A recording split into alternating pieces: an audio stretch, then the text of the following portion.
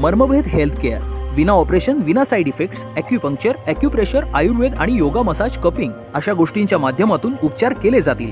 हाडांचे विकार, गुडघेदुखी, मानदुखी, कंबरदुखी, संधिवात, मणक्याची झीज, मणक्यातील गॅप, हाडे ठिसूळ होणे, सर्व प्रकारचे कॅन्सर, नसांचे विकार, पॅरालिसिस, व्हेरिकोज वेन्स, हाता आणि पायाला मुंग्या येणे, मतिमंद आणि गतिमंद, मानसिक ताणतणाव, मूळव्याध, मूतखडा, दमा, अस्थमा, मधुमेह, लठ्ठपणा, थायरॉइड, बद्धकोष्ठता, किडनीचे विकार, त्वचा विकार, सोरायसिस, स्त्रियांचे आजार, लैंगिक समस्या, HIV AIDS, sciatica, allergy, sinus, कायमस्वरूपी सर्दी, यकृताचे आजार, पोटाचे विकार, पित्त, गॅसेस, पोट फुगणे, पित्ताशयातील खडे, असाध्य रोगांसाठी उपचार केले जातील. मला मणक्याचा त्रास होता. मणक्यात शिरा ब्लॉक झाल्यामुळं हातापायात ताकद नव्हती, चालता येत नव्हतं, तर कसल्याही प्रकारची हालचाल करता येत नव्हती.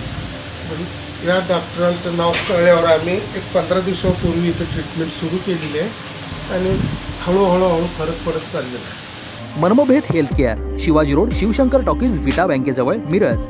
वेळ सकाळी 11 ते दुपारी 3 आणि सायंकाळी 6 ते रात्री 8 वाजेपर्यंत. अपॉइंटमेंट करिता मोबाईल नंबर 95 29 33 29 29 9529332929.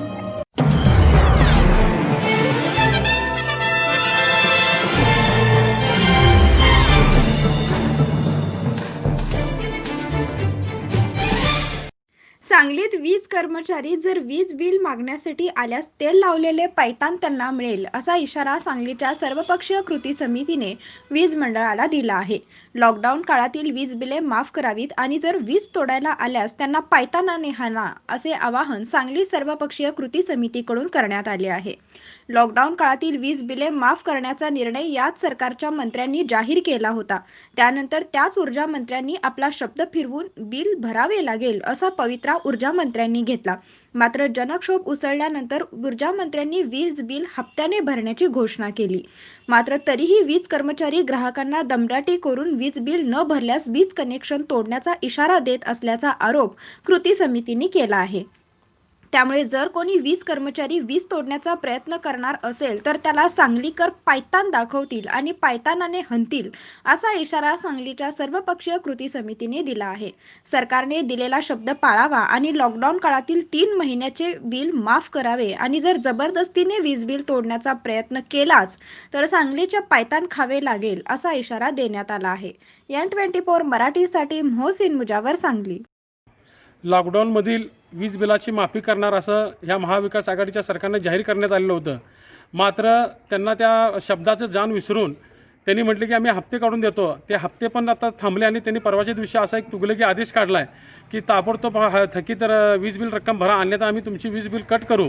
तर त्यांनी परवा दिवशी आदेश दिल्यापासून सांगली जिल्ह्यामध्ये आणि महाराष्ट्रात सर्व ठिकाणी वीज कर्मचारी जाऊन ग्राहकांना दाब देतात की ताबडतोब आजच्या आज पूर्ण रक्कम भरा, अन्यथा तुमचं आम्ही वीज बिल कट करू.